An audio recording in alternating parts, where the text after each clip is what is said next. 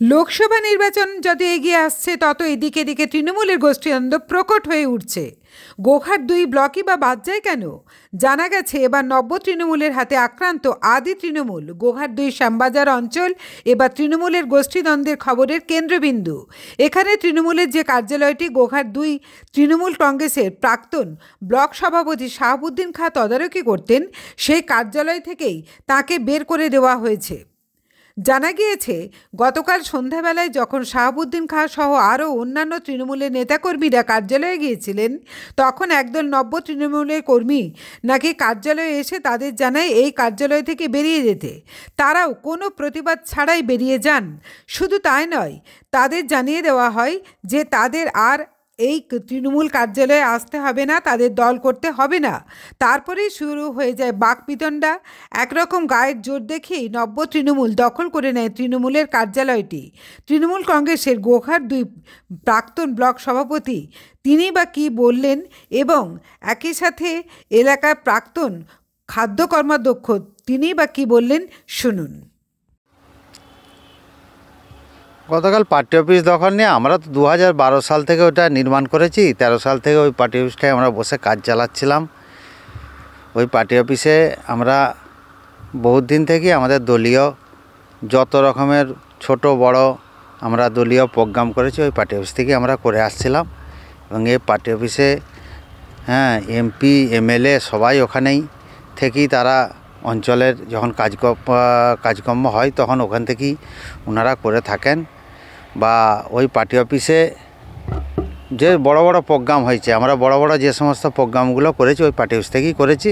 হঠাৎ কালকে সন্ধ্যেবেলা যারা 2021-এ বিধানসভা নির্বাচনের পরে যে লোকগুলো আমাকে এবং অরুণ পালকে যারা ওই পার্টি অফিস আক্রমণ করে মারধর করেছিল, এবং মারধর করার পর আমরা 10-12 দিন হসপিটালে আমরা ভর্তিও ছিলাম, তারা কদিন আগে হসপিটাল থেকে কোর্ট থেকে তারা জামিন নিয়েছে।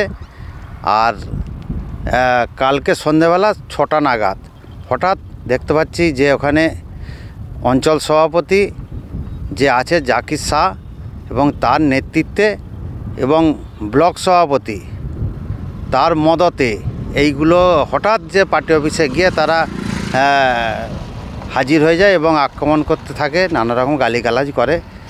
আমরা দেখলাম যে 2021-এ যারা আমাদেরকে আক্রমণ করেছিল বা মারধর করেছিল সেই লোকগুলোই আবার এসছে। আমরা সেই চিন্তা ভাবনা করি আমরা পার্টি অফিস থেকে আমরা আস্তে আস্তে আমরা সরে গেছি। কোনো রকম কোনো দিইনি, কোনো আমরা প্রতিক্রিয়া দিইনি। তারা গালাগালি নোংরামি যাচাই করছে যে তোর সালাদের কোনো পদ নাই, তোরা কোনো প্রধান নয়, তোরা কোনো পঞ্চায়েত সমিতির সদস্য নয়, কোনো পঞ্চায়েত সমিতির কর্মাধ্যক্ষ নয়, পঞ্চায়েতের মেম্বার নয়, তোদের তৃণমূল কংগ্রেস করা যাবে না। এবং তোরা পার্টি অফিসে তোদেরকে থাকাও যাবে না বা পার্টি অফিস থেকে কোনো কিছু করা যাবে না। আমরা চিন্তা ভাবনা করে তারা গালাগালি করতে করতে এই কথাগুলো যখন বলছে আমরা আস্তে আস্তে বেরিয়ে চলে আসছি। এবং আসার পরেই তারা নানা রকম ব্যাপারে বম ফাটাচ্ছে, গাছ বম, চকলেট বম তারা ফাটাচ্ছে। এবং আমাদের কর্মীরা একে একে যারা অনেকেই আসছিল তাদের প্রতি নানা রকম কটূক্তি কথাবার্তা, নোংরা ভাষা, এবং কাউকে আবার বলা হচ্ছে যে এরপরে যদি আমাদের সঙ্গে আমরা যেটা বলবো সেটা যদি না শুনিস, কাউকে বলছে কোমর ভেঙে দেবো, কাউকে বলছে হাত পা ভেঙে দেবো। এই সব ওনারা করছে।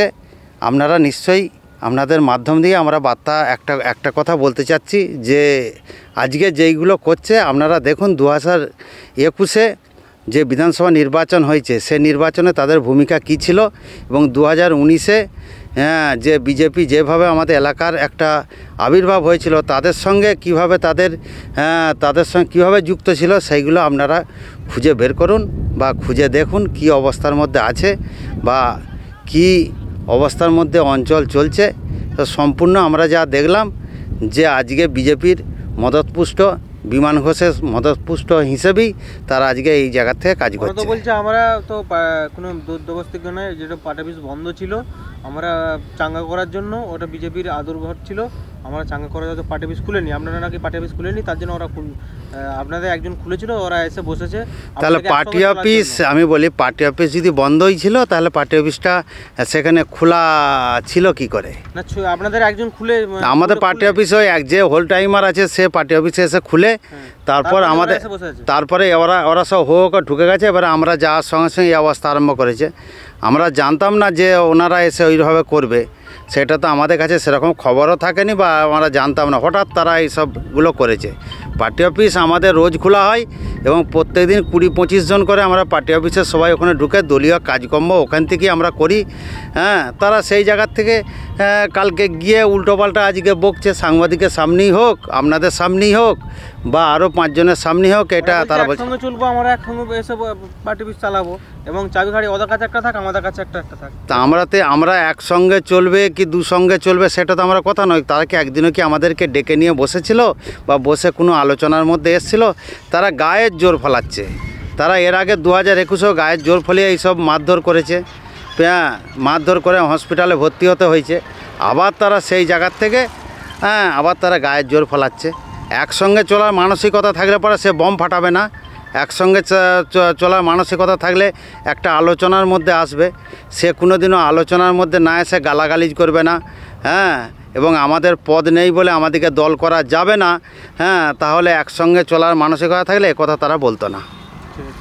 এটা তো আমাদের শ্যামবাজার অঞ্চলের কিছু মানুষের বলার একবারে ওদের মানে কিছু নেই, আর সেই জন্য ওরা বলতে পারছে। কিন্তু আমরা শ্যামবাজার অঞ্চলে সবাই ভাই ভাই আছি, একসঙ্গে আছি, তৃণমূল পার্টিটা করছি, আমরা সকলে মিলেই তৃণমূল পার্টিটা করছি।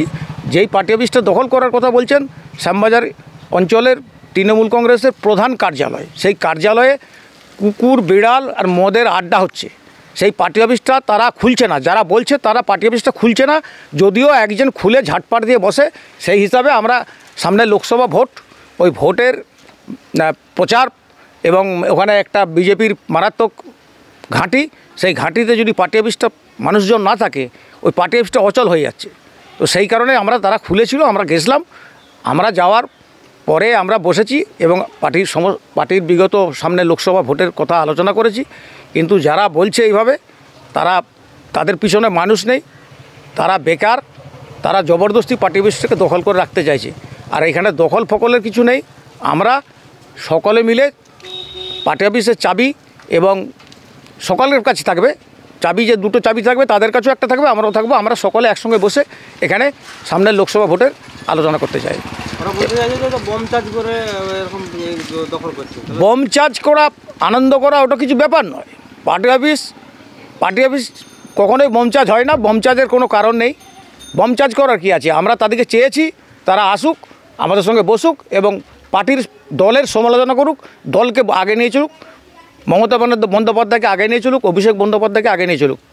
আপনি বলতে চাইছেন যে সামনে লোকসভা ভোট আছে, তার জন্যই পার্টি অফিস যেহেতু বন্ধ আছে, আপনারা যে একসঙ্গে যে মিলেমিশে চলতে চাইছেন?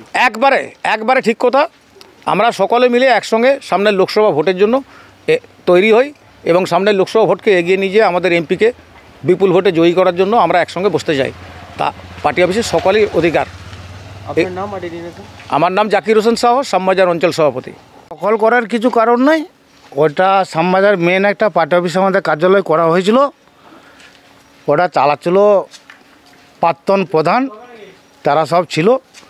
এখন এদালিন দেখছি তাদের কাছে লোকজন নাই, পার্টি অফিসটা অন্যরকম সিস্টেম হয়ে যাচ্ছে। এই যে অঞ্চল সভাপতি যে কথাটা বললো যে ওখানে একটা বিজেপির মারাত্মক ঘাঁটি, অতএব একটা বড় কার্যালয় পার্টি অফিস ওখানে বন্ধ হয়ে পড়ে আছে। ওই হিসাবে কালকে দেখেছি ওদেরই একজন যে ঝাটপাট দেয় সে খুলেছে, দেখেছি লোক নাই, আমাদের কোনো লোকজন যায়নি। অঞ্চল সভাপতি যে বসেছে, বসার পর আমাদেরকে যখন বললো যে তোমরাও ওই পার্টি অফিস থেকে এনকে কিছু এসো, এসে এই পার্টি অফিসটাকে আমরা চাঙ্গা করবো, সেই হিসেবে আমরা জনা 10-15 কালকে গেছিলাম। ওখানে নাকি বলেছে যে বোমবাজি করেছে, পার্টি অফিস জোর করে দখল করেছে, কিন্তু পাশাপাশি দোকানদাররা আছে তারা বলবে।